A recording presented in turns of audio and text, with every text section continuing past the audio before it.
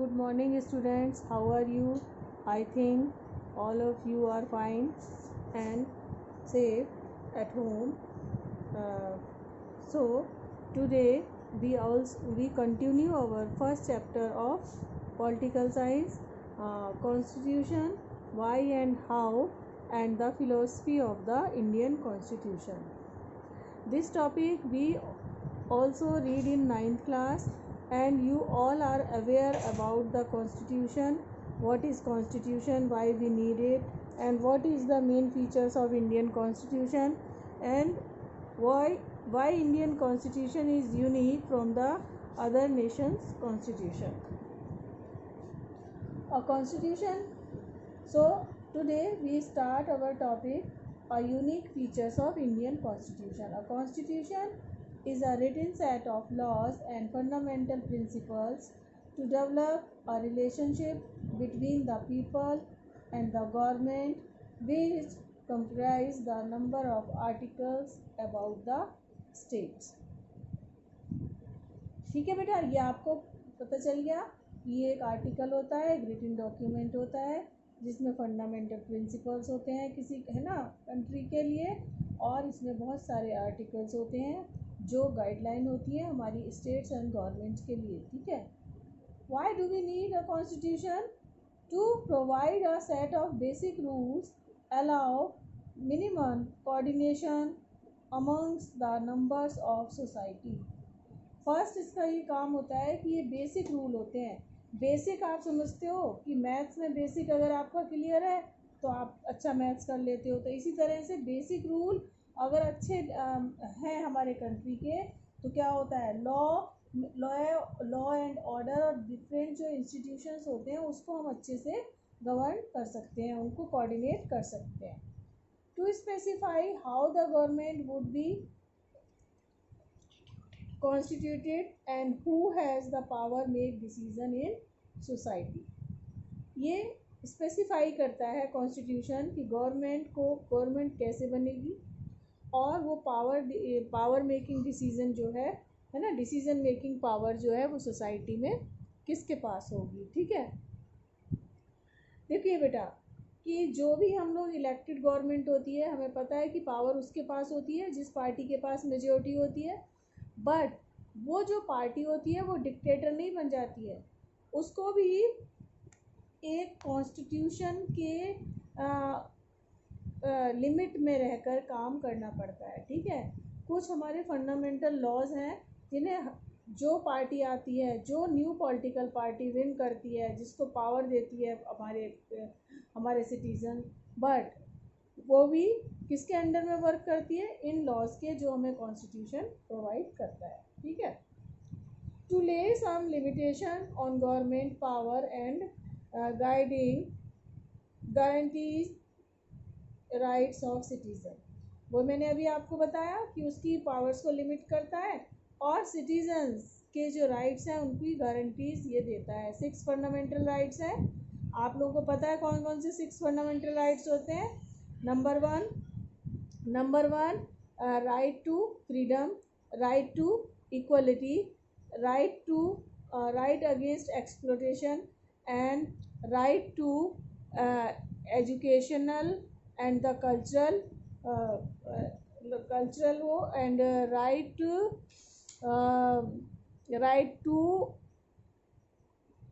practice any religion and right against exploitation. So these are the 6 rights which Indian Constitution guarantees us to enable the government to fulfill aspirations of society and create a condition for just society.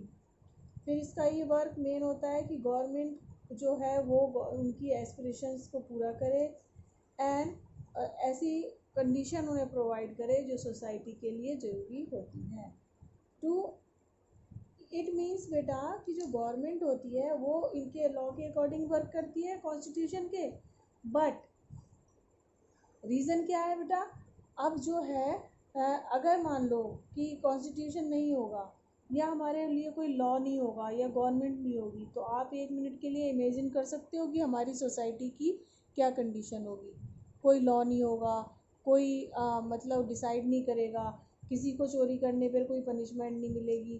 तो 1 minute के लिए imagine करके देखो कि constitution है वो जो अगर ना हो तो क्या होगा, किस तरह से every department, every citizen, judicial, executives, legislature, अगर ये सब ना हो तो कंडीशन क्या हो जाएगी। वही हम पुराने उसमें हम आदि मानव और उसमें पहुंच जाएंगे।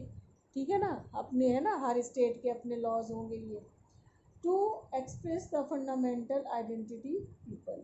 और वही है, पीपल्स को डिग्निटी प्रोवाइड करता है, क्योंकि हमें फंडामेंटल राइट जो मिलते हैं, इससे क्या होता है कि सिटीजन्स को डिग्निटी मिलती है। नेक्स्ट है, constitution of India was framed by the Constituent Assembly in 1946 under the Cabinet Mission Plan। ठीक है बेटा, कॉन्स्टिट्यूशन ऑफ इंडिया ये मैं बताऊँ ये कब बना था आपका 1946 में, किसमें, कैबिनेट मिशन प्लान के अंतर्गत। फिर the Constituent Assembly spent 2 years, 11th month and 18 days to prepare the Constitution, to adopt it on November 26, 1949 and came into enforce in 26 January 1950।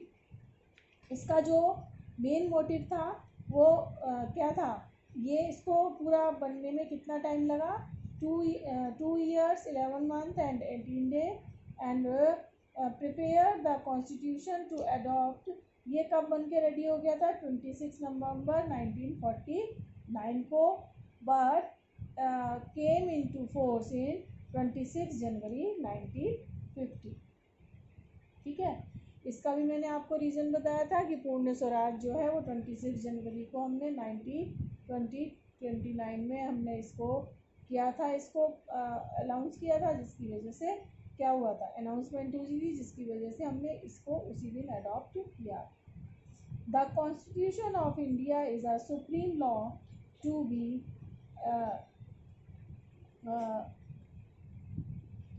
Expected and respected by the citizen of institution of country. बेटा देखो, ये main things होती हैं constitution में। Every citizen, every government, every institution, आपको पता है government के 3 ऑर्गन्स होते हैं, कौन कौन से, legislature, executive and the judiciary. They all are respect to the constitution, they all work under the constitution, nobody can disobey the constitution। So it is a very useful and guardian of our law। Indian constitution is blend of flexibility and the rigidity as it is federal in a form but unitary in a spirit। देखो, Indian constitution बेटा, ये भी आपने question पढ़ा हुआ है कि how, ये क्वेश्चन आ सकता है, how can we say that Indian constitution is rigid and flexible. So rigid means कि उसको चेंजेबल नहीं है, उसके जो प्रियम्बल हैं, उसके जो मेन फीचर्स हैं, उनको हम चेंज नहीं कर सकते। कौन कौन सी प्रियम्बल हैं इसमें, इसमें है sovereign, Republic, socialist, secular and democratic. ये जो मेन फीचर्स हैं, इनको हम इनको हम चेंज नहीं कर सकते। That's why we say that Indian constitution is rigid and some articles we can change with the healthy majority of the 2 houses of parliament, and that's why we say that according to the need of the country and the changing time, that's why we can say that Indian constitution is flexible। So Indian constitution flexible as well as rigid। And next, as it is federal in form but unitary in a spirit। ठीक है, Indian constitution बेटा, इसमें हमने federal structure को adopt किया था after the independence, but all over अगर इसकी जो स्प्रिट देखें तो वो यूनिटरी है। इस मीन्स कि हमारी जो स्टेट गवर्नमेंट्स हैं उनको अपने ओन राइट्स हैं, they are not the subordinate of the central government, but they have less power than the union and or the central government, but those less powers are given to the state government. They enjoy in independently and nobody can take them these power from the state government, but still Indian constitution gives some more power to the central government. That's why we say that India is a federal form but unitary in a spirit. बेटा ये जो जितने भी मैं point आपको बता रही हूँ ये आपको अगर क्लियर होंगे तो आप कोई भी क्वेश्चन अटेम्प्ट कर सकते हो. The main federal feature of Indian constitution are written and flexible constitution, distribution of power between the central and state and the supremacy of judiciary is exceed the bicameral legislature. दूसरा federal system को जो strong करता है वो क्या है कि एक तो इसमें क्या है कि जो पावर्स हैं वो रिटेन है. ठीक है, ये एक बहुत हेल्दी फेडरल सिस्टम की वो होती है कि जिसमें कॉन्स्टिट्यूशन में पावर्स जो है रिटेन में दी जाती हैं स्टेट गवर्नमेंट्स को. ठीक है. नंबर 2 यहाँ पर बायोकैमेरियल लेजिस्लेचर है. स्टेट गवर्नमेंट में भी जो हमारा जो स्टेट की लेजिस्लेटिव असेंबली होती है उसमें भी क्या है कि 2 हाउसेज होते हैं.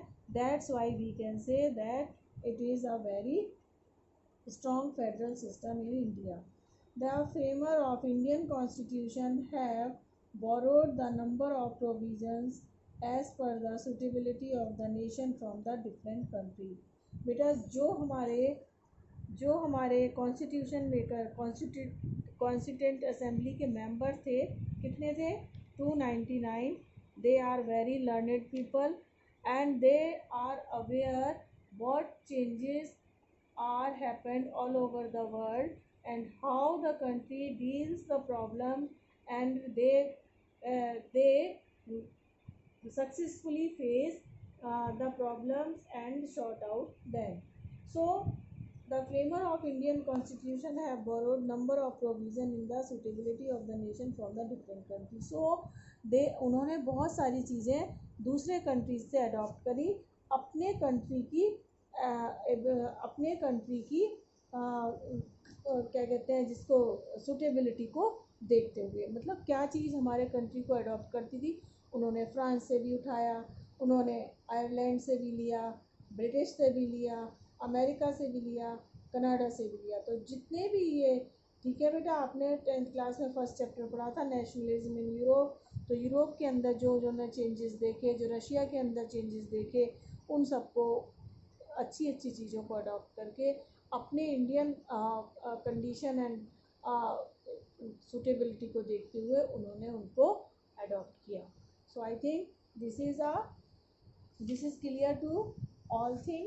And now we discuss some new terms which we read in this chapter. Integration. So according to the political science, the meaning of some words have changed.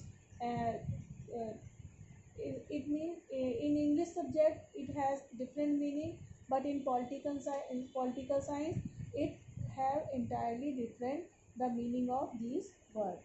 Integration of harmonious relation with the feeling of brotherhood. Integration का मतलब होता है बेटा आपस में जुड़े होना, है ना. इंटीग्रेशन यही मतलब होता है. तो अगर पॉलिटिकल साइंस में हम इसको करेंगे तो क्या होता है कि एक हमारे भाईचारे के रिलेशन होना जिसमें क्या है हम ब्रदरहुड की फीलिंग हमारे में रहती है. ठीक है. Objectives.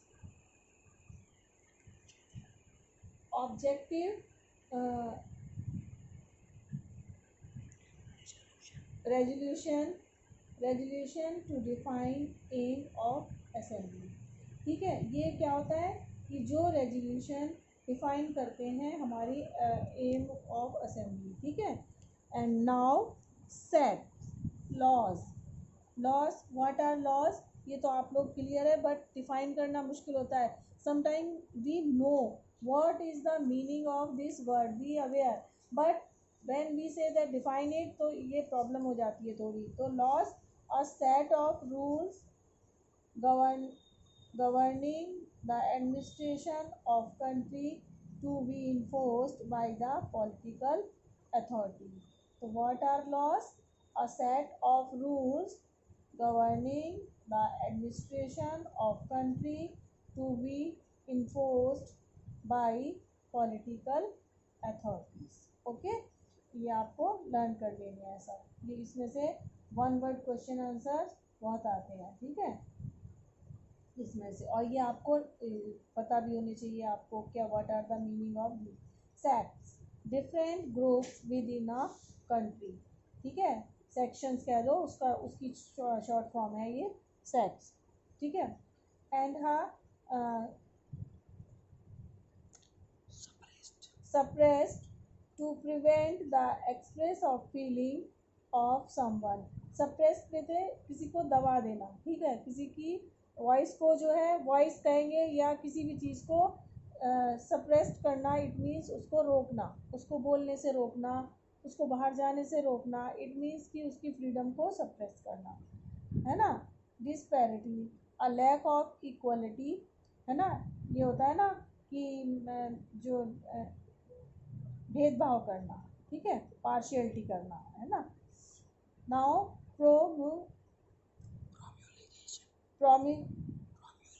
promulgation to announce publicly at the starting of a law. कोई भी बेटा होता है, जैसे आपके प्रिंसिपल सर या कोई नई वो होती है तो आकर वो उसको अनाउंसमेंट करते हैं. इसी तरह जब भी कोई न्यू लॉ हम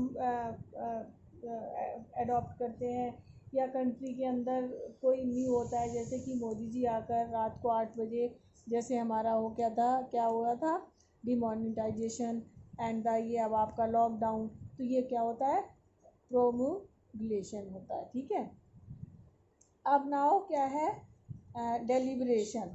ठीक है, consideration during the framing of constitution. ये बेटा मैंने इस चैप्टर के स्टार्टिंग में भी बताया था कि ये क्या था कि जो भी हमारे डिबेट एंड डिस्कशंस हुए कब, जब हमारा कॉन्स्टिट्यूशन बन रहा था, तो उसको क्या क्या क्या क्या नेम दिया गया था, डिलीबरेशन. ठीक है, now next topic is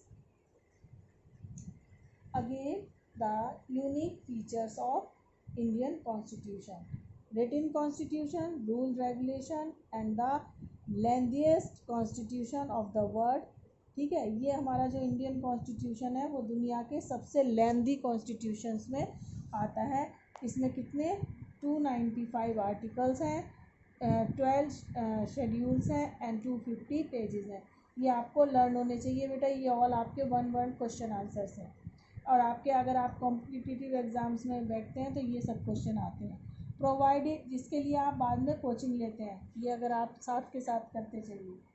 providing to Indian citizen fundamental right to establish the welfare and the directive principle of the state policy. ये क्या करता है, इंडियन सिटीजन्स को फंडामेंटल राइट्स जो है वो देता है, और वेलफेयर के लिए इसमें क्या है बेटा डायरेक्टिव प्रिंसिपल है. अब ये मैं नेक्स्ट चैप्टर में आपको बताऊंगी कि what is the difference between fundamental rights and the directive principal. In short मैं अभी आपको बताती हूँ कि ये क्या होते हैं. फंडामेंटल राइट्स तो वो राइट्स होते हैं जो हमको अगर नहीं मिलेंगे तो हम क्या कर सकते हैं, हम कोर्ट को अप्रोच कर सकते हैं. बट उसके बावजूद भी अगर कोर्ट्स को ये लगता है कि सिटीजन्स को और ज़्यादा इस समय कोई कंडीशन ऐसी क्रिएट होती है जब उन्हें लगता है कि गवर्नमेंट को सिटीजन्स की ऐसे हेल्प करनी चाहिए, तो वो डायरेक्टिव प्रिंसिपल के थ्रू उनको कह सकती है. But these are not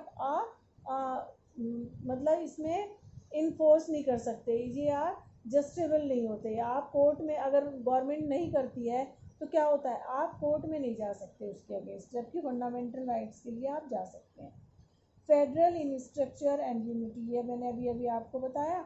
the so now sources of Indian constitution. अभी अभी मैंने बताया था कि ये कई जगहों से लेकर हमारा कॉन्स्टिट्यूशन जो है वो रेडी हुआ।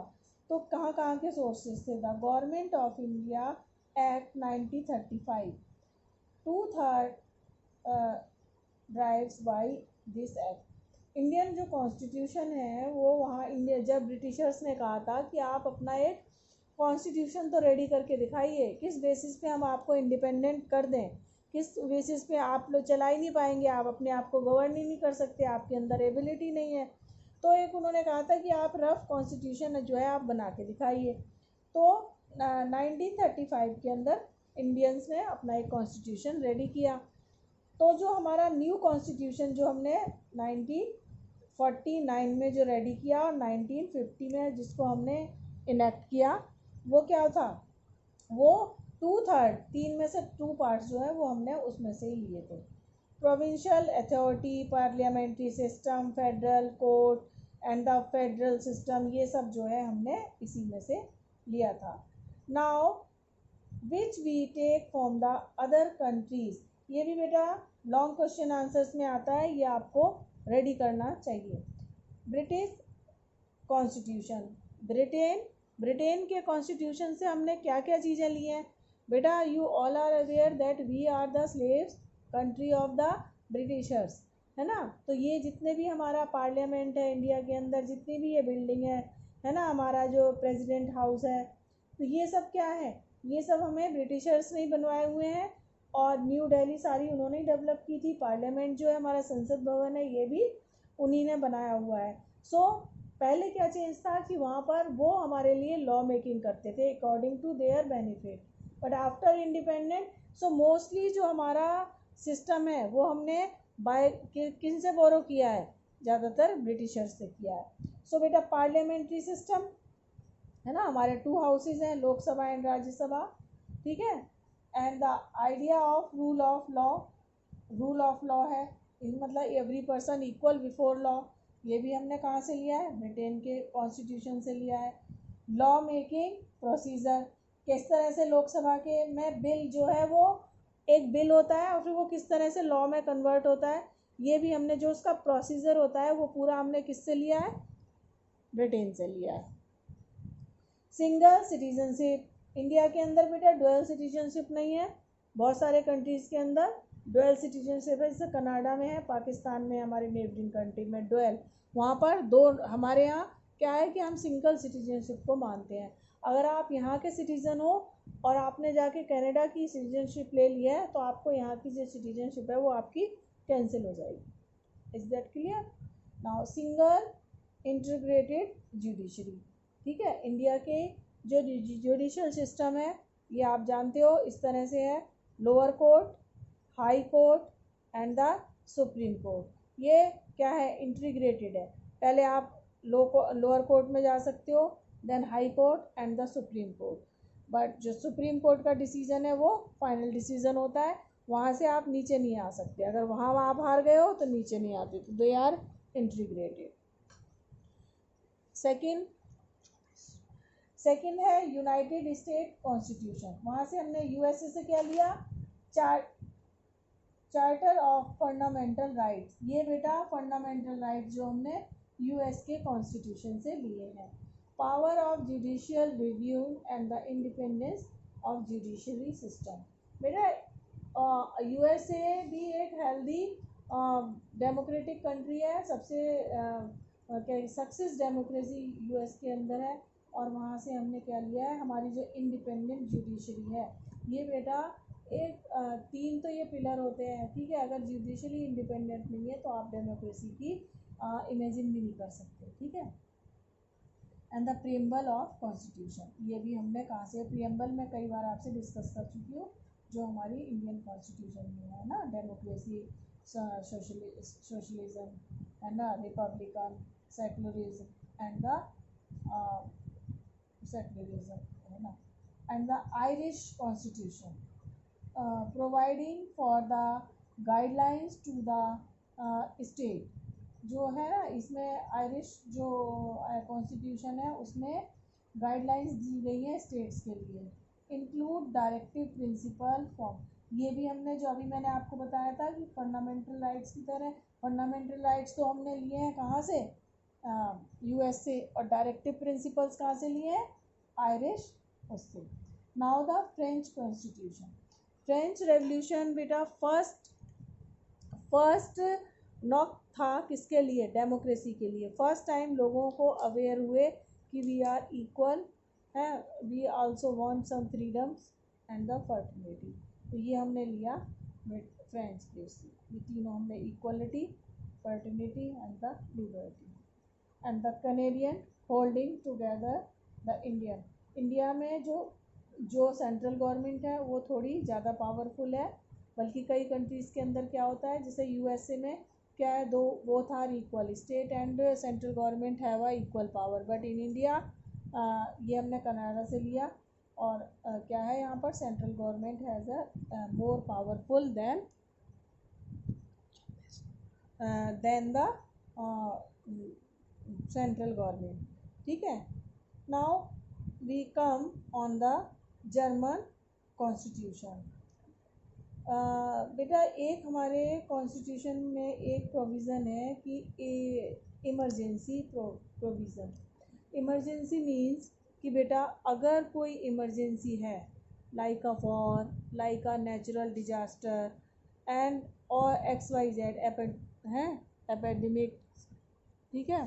सो उस कंडीशन में क्या होगा कि हम इलेक्शन तो नहीं करा सकते अपने कंट्री के अंदर, ठीक है, इलेक्शन ज़रूरी है, या उस टाइम हमें वॉर है या कोई डिजास्टर है, हम पहले उसको फेस करेंगे। तो ये प्रोविज़न रखा गया है हमारे कंट्री के अंदर इमरजेंसी का, इमरजेंसी।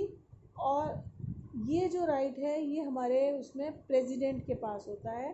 प्रेसिडेंट कब लगाता है बेटा इमरजेंसी, जब पार्लियामेंट के दोनों house, it means indirectly prime minister, और जब हमारी कैबिनेट मिनिस्टर्स या पार्लियामेंट, लोकसभा एंड राज्यसभा उस बिल को पास कर देते हैं, तब 6 मंथ के लिए इमरजेंसी का प्रोविज़न इंडियन कॉन्स्टिट्यूशन के अंदर रखा गया है। ये हमने कहाँ से अडॉप्ट किया है, जर्मन कॉन्स्टिट्यूशन से अडॉप्ट किया है। So all these are the democratic country and they conduct their democracy very healthy and successfully. That's why we adopt some good things from the different countries, and we select them according to the situation of our country, and we adopt in our constitution. Now beta, one thing I want to say that read page number 17 called cartoon, and tell me in your NCERT book you watch the cartoon on page number 7, page number 7 you read and give answer. Can you identify these different groups stand for? Why do you think the prevailed the balancing act? So these two questions you give answer according to the cartoon.